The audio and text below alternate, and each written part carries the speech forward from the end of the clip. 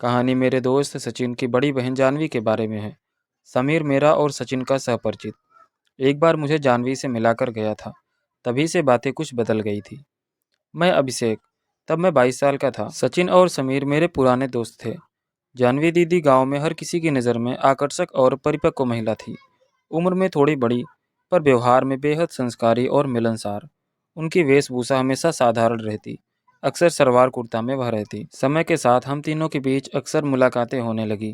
समीर का एक बार मेरे जन्मदिन पर दिया हुआ तोहफा मेरे लिए खास रहा, और वह शुरुआती पल था जिसने हमारे बातचीत में कुछ खास नए रंग भर दिए। जब समीर शहर चला गया और आधे साल के लिए दूर रहा, तो जानवी दीदी गांव में अकेली रह गई। उस समय हमने और ज़्यादा बातचीत और समय बिताना शुरू कर दिया।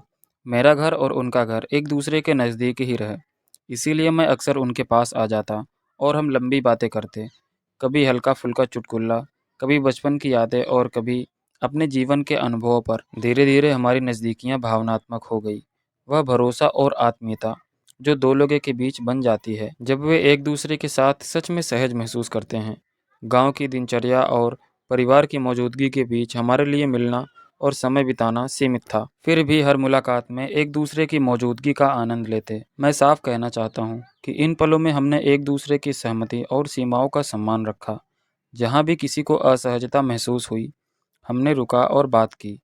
यह सब जुड़ाव ज़्यादातर भावनात्मक और संवेदनशील तरीके से रहा। शारीरिक निकटता का जिक्र मैं संकेतात्मक और आदरपूर्ण रख रहा हूँ, ताकि कहानी मंच अनुकूल रहे। एक दोपहर ऐसे ही मौका आया। सचिन अपने कमरे में पढ़ रहा था और घर पर बस मैं और जानवी ही थे। जानवी ने मुझे अपने पास बुलाया और कहा कि आज उन्हें कुछ समय बिताना चाहिए।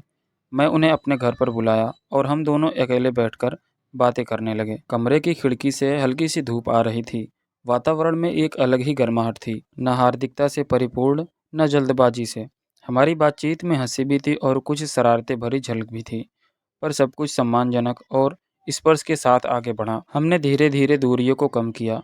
कभी हाथ पकड़ा तो कभी एक दूसरे की आंखों में बातें पढ़ी गई। उन मौक़ों में जो निकटता आई वह ज़्यादातर भावनात्मक और कोमल रही। मैंने हर बार यह सुनिश्चित किया कि दोनों की सहमति और आराम कायम रहे। जहाँ पहले चीज़ें बस तारीफ और हल्की फुल्की छेड़खानी तक थी, वहाँ अब एक अटूट रिश्ता उभरने लगा था। एक ऐसा रिश्ता जो केवल इंद्रियों का नहीं, बल्कि भावनाओं और समझ का भी था।